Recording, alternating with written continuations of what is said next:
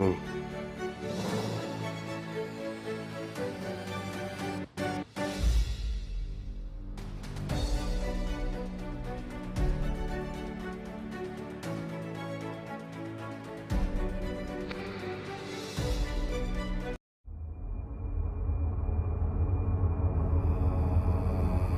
মহারাজ, একটা পরামর্শের জন্য আসছি আপনার কাছে। একটা ভালো পরামর্শ দিন।